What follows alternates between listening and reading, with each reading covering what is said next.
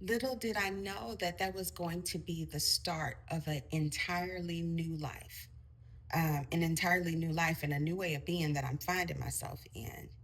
And so I'm finding myself in this place of like a very in between place. Um, and it's beautiful, right? But it's also new and it's scary. And as a neurospicy person, I like for an an odd HD person. I like to be aware of what's happening and what's going on, and so it's new. Like I've experienced a lot since February. That I like, even the business idea that I had to be with my ex, it was something that was tugging away. Don't do it, don't do it, don't do it, don't do it, don't do it. Now I see why. Now I understand. Um, it was times where I was going through like dark night of the soul, if you aware of it. It's where you processing all of the traumas. That's where a lot of my healing took place because I would be sick what seemed like every 2 weeks. And it would be like sick, like flu, like random pain, like body chills, like can't get up. Like I had a lot of physical things that happened during my dark night of the soul. I'm not sure if anybody else did. And it was a lot of like literally darkness. Like I would stay in my room for so long because I was just having to let my body heal, like from sickness and from like trauma sickness, right? And so during that time, before that time, I would be the switchboard operator between my four kids and my husband. He would hardly ever call the kids. He wouldn't really need to because I was there. The kids would call him, but he didn't do a lot of that communicating because I thought, well, I'm the mom. I need to be taking care of everything, which now I know that that was an unhealthy practice, right? And so while I was down, doing my dark night of the soul, I'm like, look, you got to take care of this stuff. I can't be on the phone for hours. Like I literally had no gas in my tank to do it. I didn't have the capacity, and I didn't want to have to like snap at kids or like make them feel any kind of way as if it was their problem because it wasn't. And so I was like, hey, in this time, partner, I need you to take over. I need you to play the role that I played. Now, what I did not know is that all the while he was supposed to be playing the role that I played, he did not. Instead of being the switchboard operator that held everything together, and this would be like a matriarchal system where the matriarch is responsible for keeping the whole. So it's the integrity of the whole that is important. He formed it like a patriarchal system. Everything revolved around him. Everything came to him so that even I had to go through him to get to the children. And so he did that for months. And I would say, hey, as I'm recovering, literally as I'm recovering and trying to kind of get back into things, I would say, hey, I'm having difficulty with, this particular kid. Something's going on with the gap. Can you help me bridge that? He'd be like, oh, yeah, yeah, yeah, I can do it. Never did anything. And I didn't realize at the time that that was purposeful. I didn't realize at the time that he would enjoy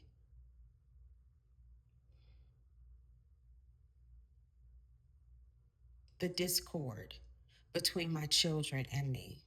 It was something that gave him pleasure. And I think that comes from a lot of his own wounding. Um, I've like watching all that happen and how him and his siblings treat his mother. He was trying to recreate that same dynamic with me so that I would be looked at as the pitiful one. I would be looked at as the one who could not do anything by themselves, so that I would be looked at as the one to be looked down on and everybody else is looked up on. That's how his father positioned himself and the children to be toward his mother. He was trying to create that same dynamic in my house. But he didn't realize that this is my house and I'm not your mama. And so as he was doing this, I didn't for a long time, I did, because that was unspeakable to me. right?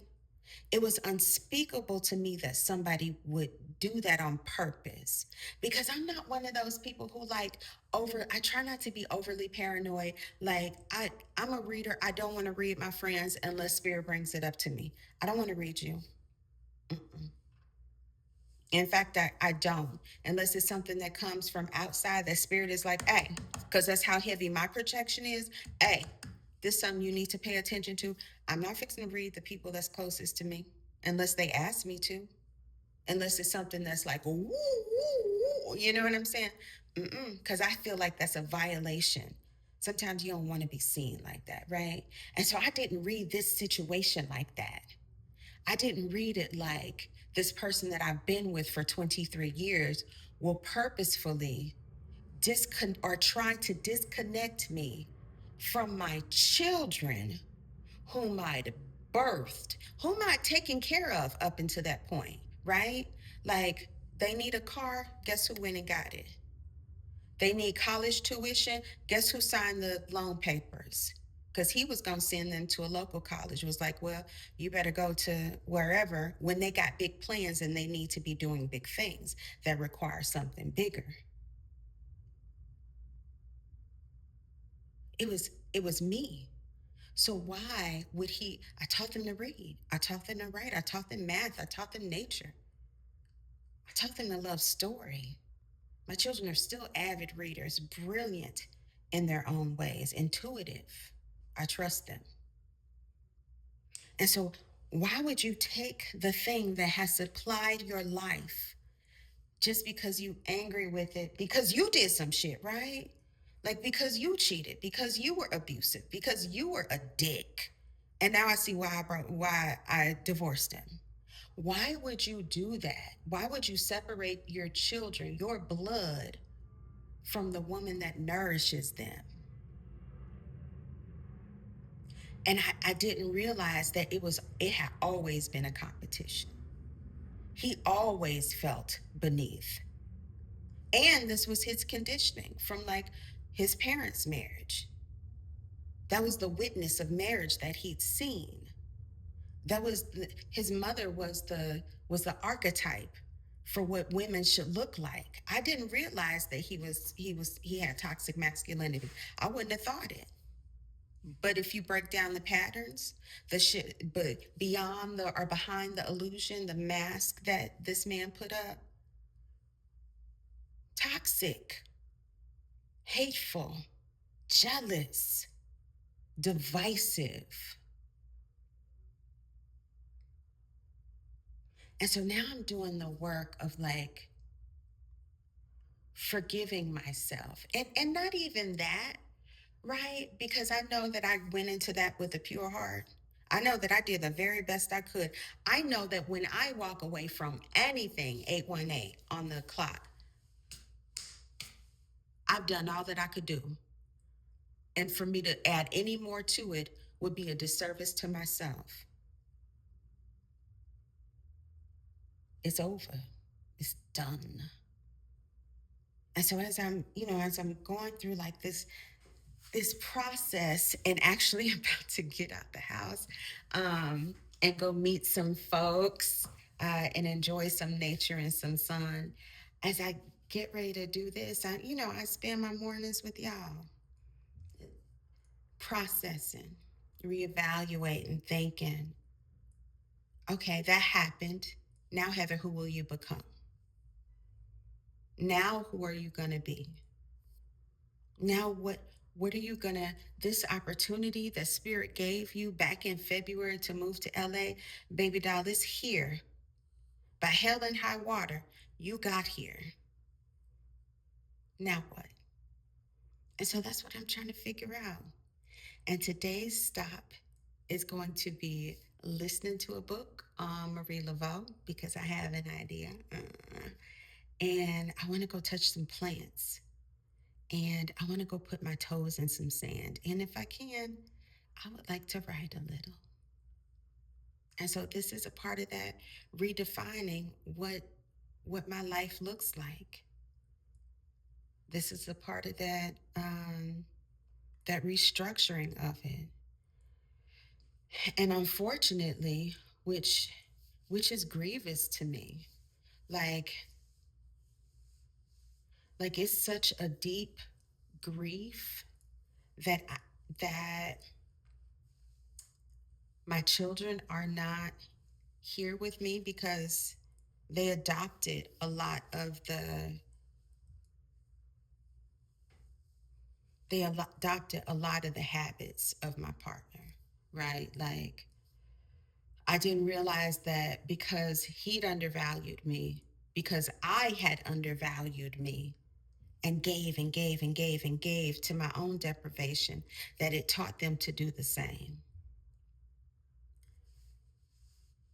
And I kept saying to him, I would text him, I would say it over and over and over and over and over again.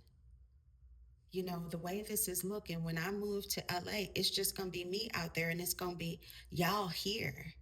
And we won't be a family anymore. I said that so many times because it was my plea. I need you to help. I need you to step in. I need you to do something. And he would say, no, no, I got it. I got it. I got it. I got it. And he never did anything. He never did anything. And so now I have to take that, even though I'm holding both a deep grief, but also such joy, right? And maybe that's where the balance comes from, because that's like life, to be able to hold both grief and joy at the same time. So while I'm holding this deep grief and this overwhelming joy, keeping me anchored into the ground, right, in my skin, I'm also trying to process, well, what is next?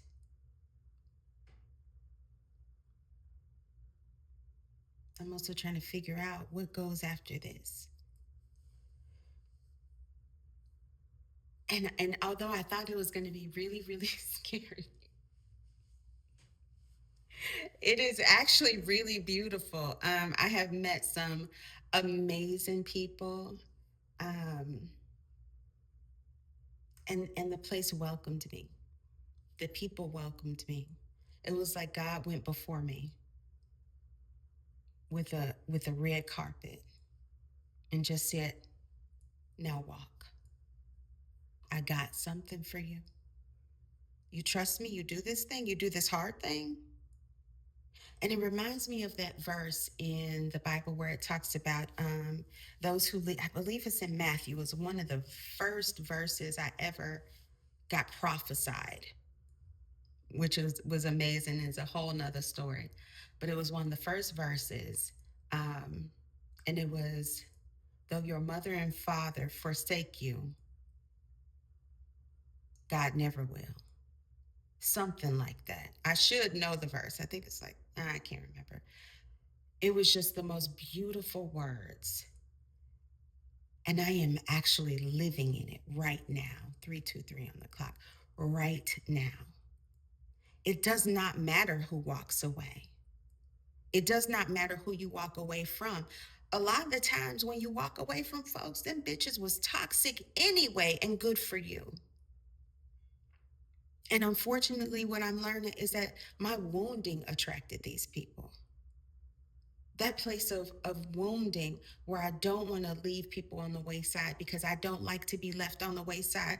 I don't like to be thrown away. So I try not to throw other people away. It, since it comes from a wounded place, it reaches a wounded thing. It reaches that thing in me. It's like my soul is reaching to teach me a lesson that no, you have people around you from your healthy place, not your wounded place. Because if you keep reaching out from that wounded place, you're going to keep getting wounded things. You're going to keep getting that same goddamn lesson. And at this point, it's time for you to become the teacher and not the lesson getter, not the student.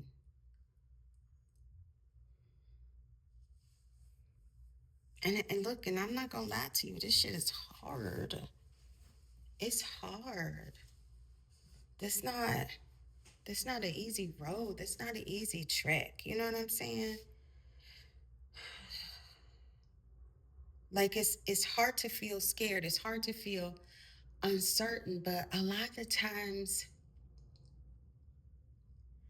in that chaos, that's where the creation happens, right? Like it's not because of there was a bunch of like straight up emptiness. No, you need some tools to work with. You need something to work with.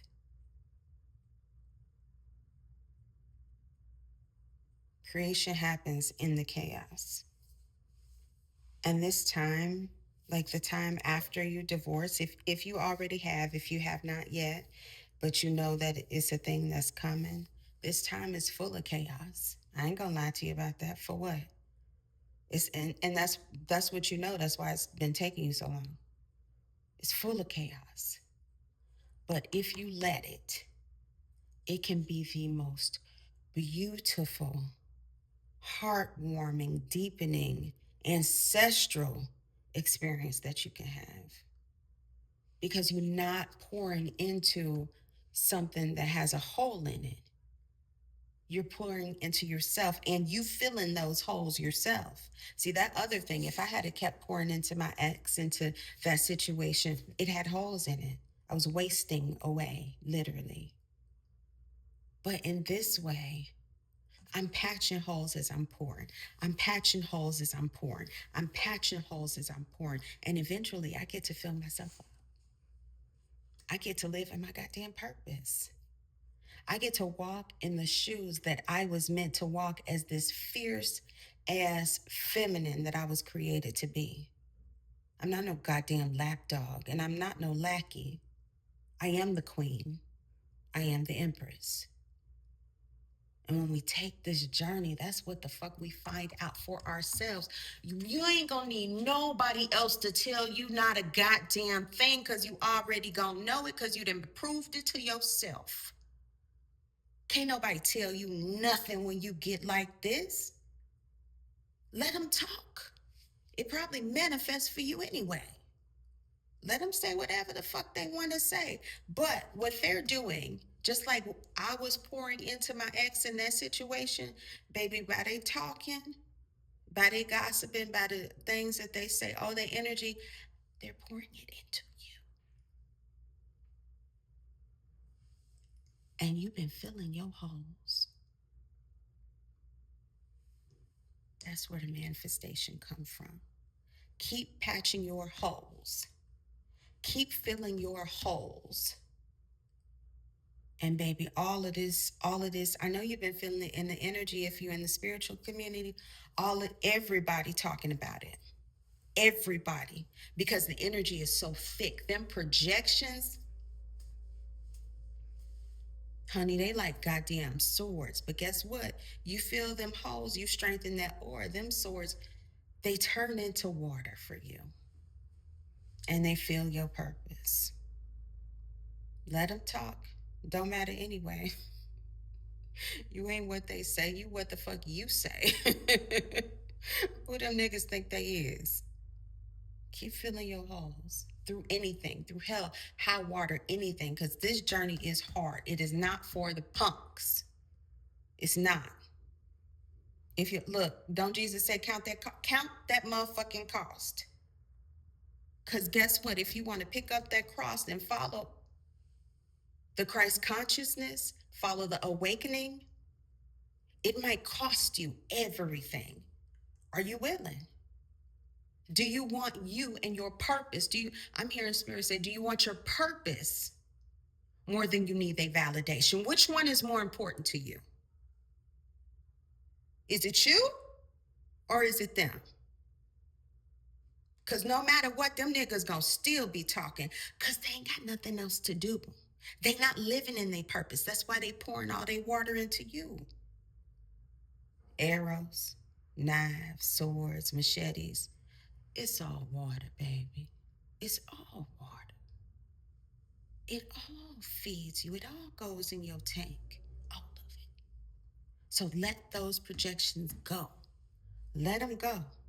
Let them talk. It is filling your purpose. Where you get tired, them niggas talking, They just do some of that work for you, baby. It's a lighter load. Let them talk. You work because collective, we have work to do.